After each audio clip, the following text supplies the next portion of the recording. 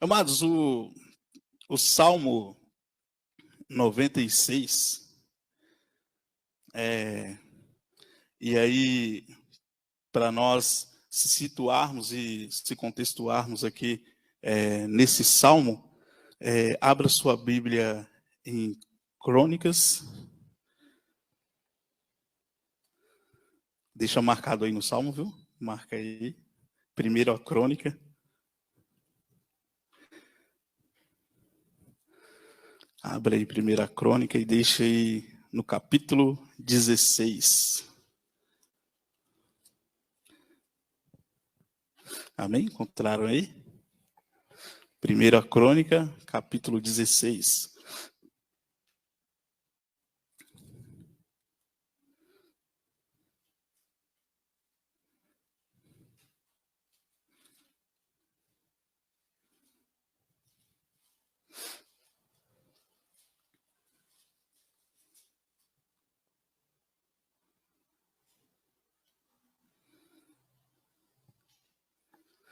Amém? Então, amados, a Arca da Aliança, ela representa, então, a presença de Deus. E ela era o local de adoração do povo.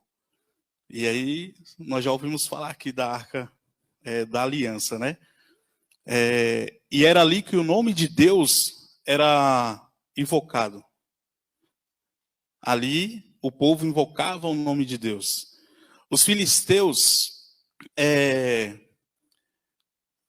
enfrentaram Israel em uma guerra e eles venceram. E após vencer, eles levaram a arca.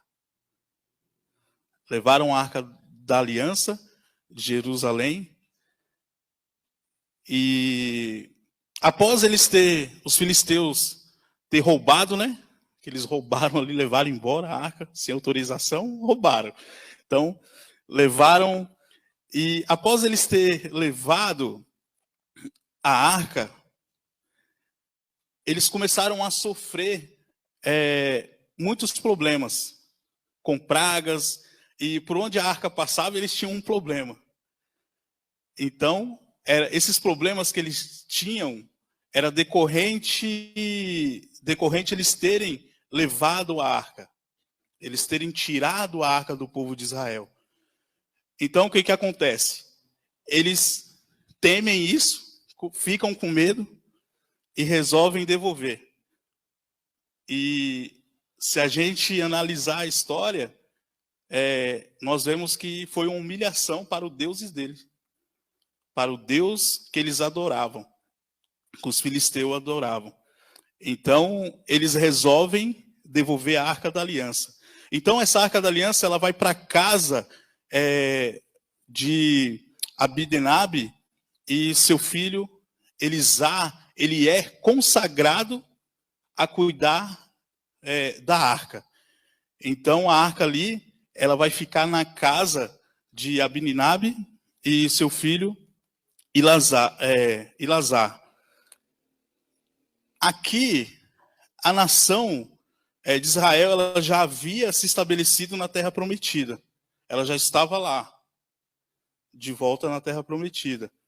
A monarquia aqui já havia também se estabelecido. E o rei aqui, quando a arca está voltando, é Davi. Então a gente devemos entender o quê? Que quando roubaram, era Saul. E quando trouxeram de volta, quando devolveram, era Davi, que estava de volta aqui. Qual a diferença do reinado dos dois? Um reinava pela vontade do povo, e o outro reinava pela vontade de Deus.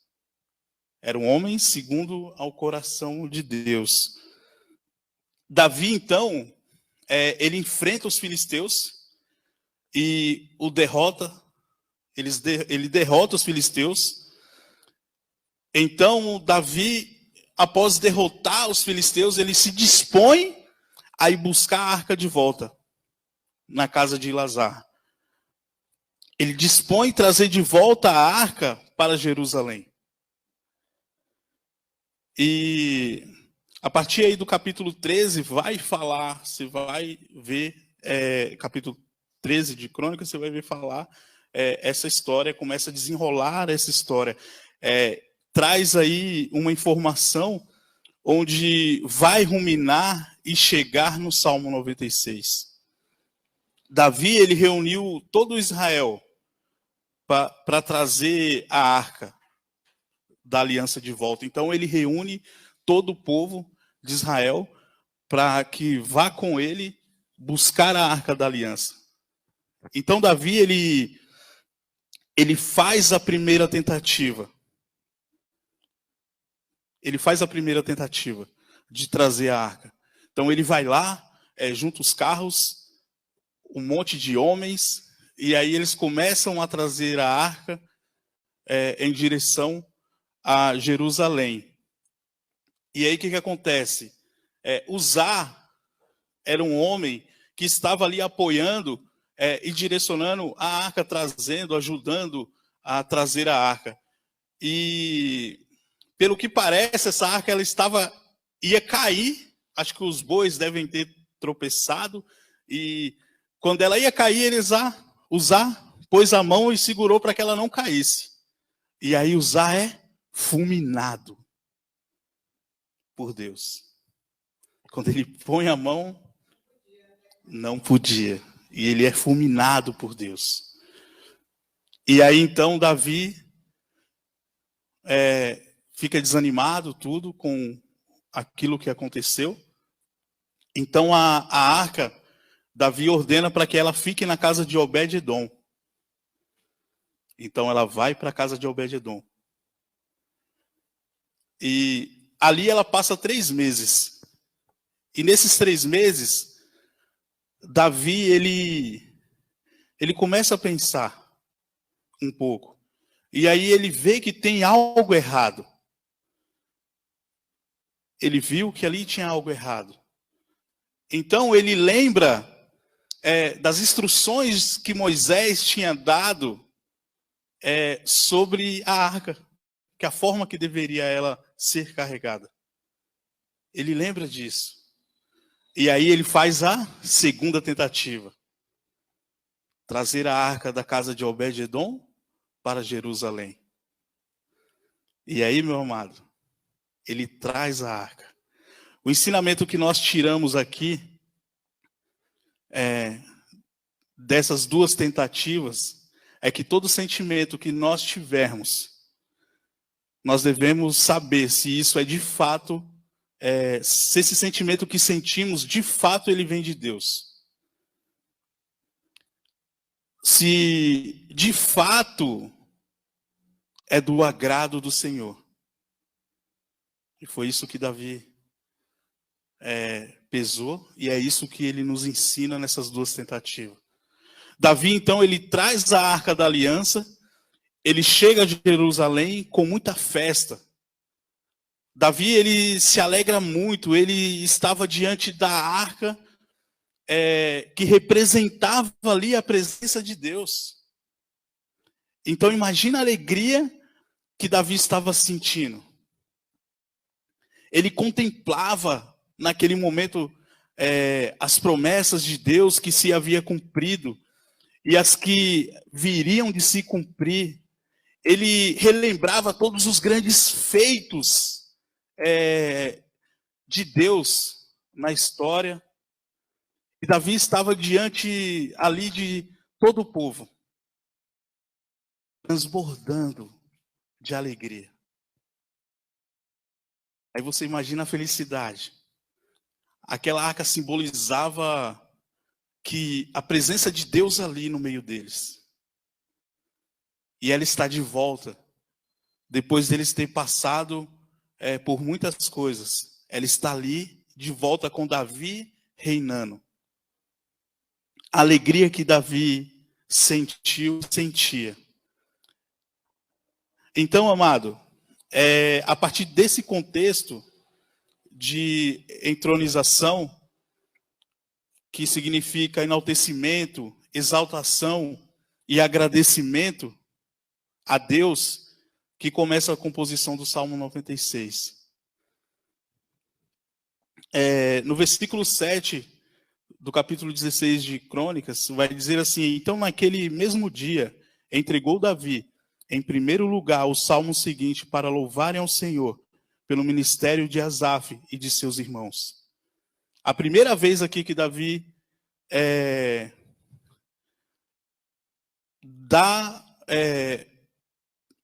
como pode dizer, ele incumbe alguém a fazer, louvar a Deus. E foi a família de Asaf. Davi, ele vai dirigir um culto, uma cerimônia ao Senhor. E aí ele incumbe a família de Asaf, os irmãos de Asaf, a prestar louvores na presença de Deus. Então aqui é a primeira vez que Davi faz isso. Pode-se dizer que praticamente aqui ele está fundando um ministério de louvor na igreja. Ele faz isso. E Davi, ele escreve então, após isso, um texto que vai aqui do versículo 8 ao versículo 36. E se nós observarmos, e aí eu quero que você olhe, esse texto, a partir do versículo 23 ao 33, é quase literalmente o Salmo 96.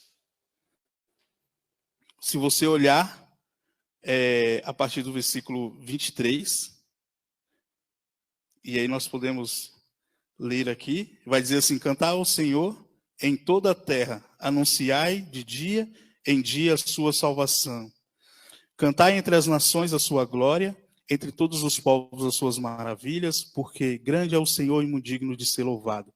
E mais tremendo é do que todos os deuses, porque todos os deuses das nações são vaidades, porém o Senhor fez o céu, majestade e resplendor adiante dele, força e alegria no seu santuário. Dai ao Senhor as famílias das nações, dai ao Senhor glória e força, dai ao Senhor a glória do seu nome, trazei presentes e vinde perante a ele.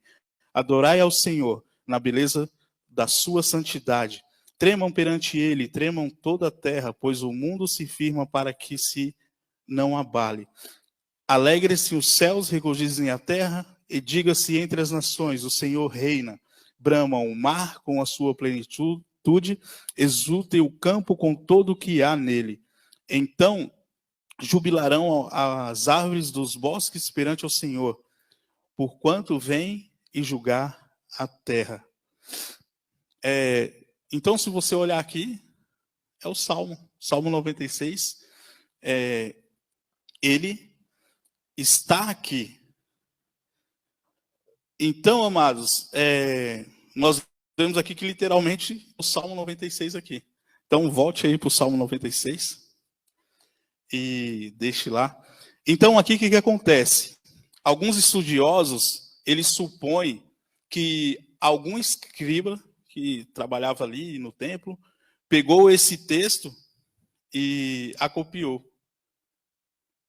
Pegou o texto que Davi citou e copiou ele. E acrescentou algumas coisas. Então, o porquê que eu estou falando isso? Porque quando nós olharmos, nós vamos ver que o Salmo 96 ele é um salmo órfão. Um salmo que não tem um escritor, que não tem um autor reconhecido. Então, os estudiosos eles supõem isso, que um escriba foi lá, pegou o texto que Davi escreveu e agora ele reescreveu esse texto. E aí ele acrescenta algumas coisas.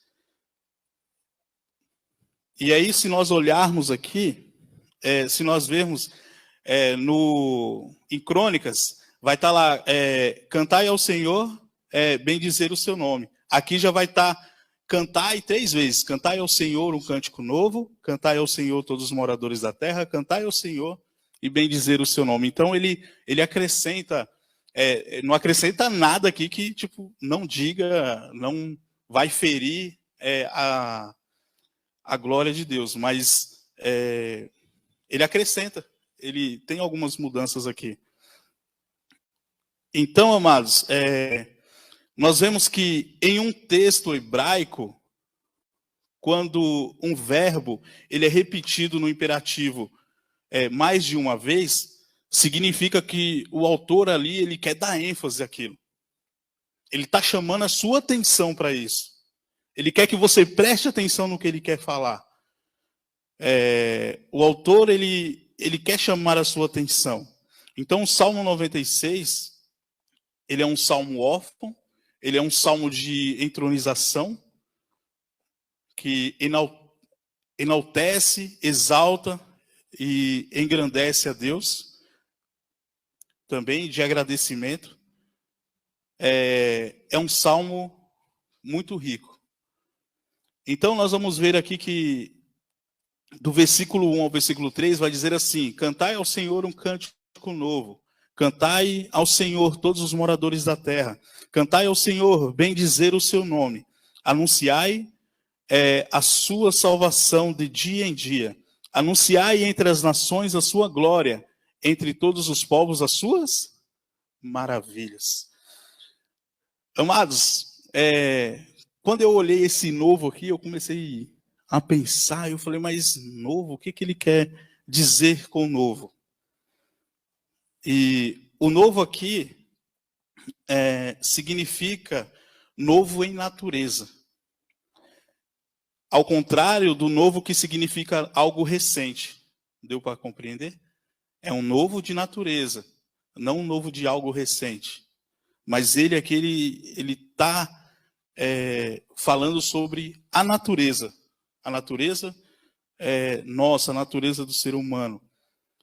E o cântico que surge da nova, esse novo, é o cântico que surge de uma nova experiência com Deus. Então é isso que ele está se referindo, a experiência do povo de Israel com Deus. E qual era a experiência que eles tiveram? Eram a escravidão no Egito, a libertação da passagem pelo Mar Vermelho, eles tiveram a experiência do maná, da rocha que deu-lhe água de beber no deserto, do monte de Sinai, fumegando ali com a presença de Deus. Então era essa experiência que o povo de Israel trazia com eles. Mas o nosso novo cântico, o meu novo cântico, o seu novo cântico, começou com o quê? Com a nossa nova vida em Cristo. Então a vida cristã, que vai passando em constantes experiências de transformação e renovação, ela vai gerando em nós esse novo cântico. Ela gera em nós isso. O povo aqui, ele é exortado a cantar a Deus e bendizer o seu nome. Bendizer o seu nome. Falar bem. Falar da grandeza e da bondade. E essa bondade e grandeza de Deus não é só simplesmente falar, mas ela deve fluir de dentro da nossa alma, de dentro de nós. E ela deve ser proclamada, como diz o texto aqui, dia após dia. Todos os dias. Nós devemos bendizer e proclamar aquilo que nós vivemos com Deus. Bendizer a Deus com as nossas bocas e a nossa alma. Porque se essa palavra ela não flui de dentro da nossa alma, de dentro do nosso ser, se ela não vem de dentro de nós, nós estamos sendo hipócritas. Isso é uma grande hipocrisia.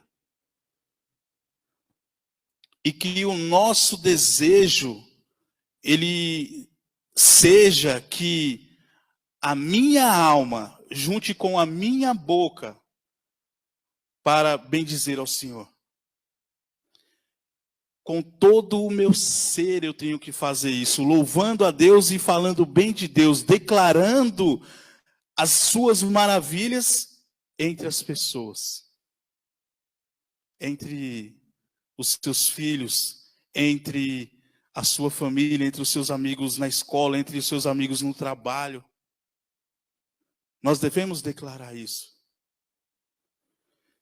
O versículo 4 ao versículo 6, olha o que diz: nas suas mãos estão as profundezas da terra, e as alturas dos montes são suas. Seu é o mar, pois ele o fez, e suas mãos formaram a terra seca. Ó, vinde, adoremos e prostremo-nos, ajoelhemos diante do Senhor, que nos criou. Amados, a gloriosa natureza de Deus, grande e muito digno de ser louvado. Só existe um que de fato merece o nosso louvor: o Deus Criador. Criador do quê? Do céu, da terra, Criador do universo. É o único que merece ser louvado, que merece nossa adoração. O Deus que é Senhor poderoso, o Deus que nunca perde uma batalha, o Deus que mede as águas profundas com o seu próprio punho, o Senhor que ordenou e tudo passou a existir. Olha quão poderoso é esse Deus. Esse Deus que é digno do nosso louvor. O Deus que criou os céus e a terra. O único que possui perfeição e grandeza e valor infinito. É o único Deus. A glória de Deus é a infinita grandeza e a infinita beleza das suas inúmeras perfeições. Deus tem. A glória de Deus, ela é o objetivo que unifica toda a história. Desde o início até aqui, amados. E irá ainda até o fim e reinará eternamente. O versículo 7 ao versículo 9, acompanha aí, vai dizer assim: porque Ele é o nosso Deus, e nós, povo do seu pasto e ovelhas da sua... Perdão, estou lendo. Dai ao Senhor, ó famílias dos povos, dai ao Senhor glória e força. Versículo 8. Dai ao Senhor a glória devida ao seu nome, trazei oferendas e entrai nos seus átrios. Versículo 9. Adorai ao Senhor na beleza de santidade, tremei diante dele todos os moradores da terra. Aqui, amado, nós vemos um convite a todos os povos. Aqui não é só um convite para Israel. Aqui é um convite universal. É um convite para mim, é um convite para você. Para que entrasse nos átrios do Senhor com louvor. Para que nós louvemos a Deus todos os povos, todos nós, porque Ele merece. Nós devemos que nós possamos atribuir ao Senhor e à sua glória, atribuir a Ele o louvor merecido, o louvor que Ele merece. Uma exortação, aqui nós vemos uma exortação a adorar ao Senhor, mas não simplesmente cantar, porque muitas vezes nós cantamos, mas nós não sentimos aquilo que nós estamos cantando. Muitas vezes o ministro de louvor, ele chega aqui, aí ele fala, vamos adorar, irmão. E aí começa a adorar, me dai-me um novo coração. Dai-me um coração como o teu coração, Jesus. Mas não é aquilo que eu estou sentindo. Não é aquilo que naquele momento eu quero. E aqui ele nos faz essa exortação de fazer essa adoração com o nosso coração, mente e força, com a intenção verdadeira de adoração, algo que vem do fundo da nossa alma, de dentro de nós. Um verdadeiro adorador. E o que importa para Deus é que nós adoremos e esse louvor venha a ser aceito. O louvor que atribuímos a Ele. Porque quando nós entramos para adorar a Deus, nós temos que fazer isso para que Deus venha aceitar esse louvor. E se nós não fazemos isso do fundo do nosso coração, de dentro da nossa alma, Ele não irá aceitar esse louvor. Se esse louvor sair só da nossa garganta para fora, esse louvor não vai nem chegar a Deus. Então é isso que ele fala: adorar em espírito e em verdade. Que você seja um verdadeiro adorador. Adorar na beleza da santidade, ele diz aqui. Adorar na beleza da santidade é você se preparar para viver essa experiência com Deus. E você cobrir-se da mais preciosa veste para a comunhão com Deus. É você se preparar para louvar. O temor aqui, ele não é o temor de tremer, de ter medo. É um temor de respeito. E o temor aqui, ele é o princípio da sabedoria. O temor no Senhor aqui, ele é o princípio da sabedoria. Esse temor, ele deve estar presente em nossas vidas, no nosso dia a dia, na nossa forma de viver, na nossa forma de caráter, de conduta. Ele deve estar presente em nós. O versículo 10 e 13, 10 ao 13, vai dizer assim: dizer entre as nações, o Senhor reina. O mundo também se firmará o mundo também se firmará para que se não abale. Ele julgará os povos com retidão. Alegre-se os céus e regozijem-se a terra. Bramem-se o mar e as suas plenitude. 12. Alegre-se o campo com tudo que há nele. Então regozijarão todas as árvores do bosque ante a face do Senhor. Porque vem a julgar a terra, julgará o mundo com justiça e os povos com a sua verdade, a sua iniquidade. Fica muito claro aqui, amado, que Deus, Ele reina. Nós vemos por aí alguns conceitos, e aí eu creio que o mais conhecido é o humanismo, o hedonismo, que são conceitos que querem tirar esse reinado de Deus. O que esses conceitos eles querem nos trazer? Que Deus criou o mundo e abandonou, que Ele não reina mais.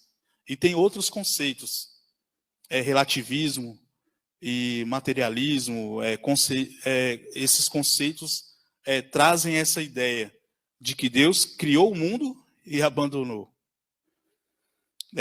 Deus, Ele não somente Ele é o Criador, mas Ele firmou e firma o mundo. Ele sustenta o mundo. Ele cuida da sua criação, Ele cuida de você, Ele cuida de mim. Ele cuida de todo o universo. Tudo que você vê, Deus está cuidando. O versículo 10, na parte B, diz assim: Ele julgará os povos em retidão. Deus, além de ser o Criador, Ele é o juiz. Além de ser o Criador, é Ele que irá julgar. Porque só Ele tem a suprema grandeza. E é o único Deus infinitamente exaltado, amado. Sobre toda a terra, não existe outro. Sobre toda a terra, toda a terra. Não é só em São Paulo, não é só na Bahia, não é só... É em toda a terra, em todo o universo.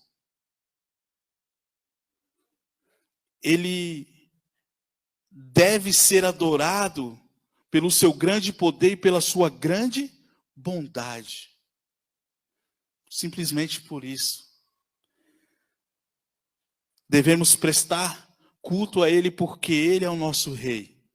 Ele é o nosso Criador. Ele é o seu e o meu pastor.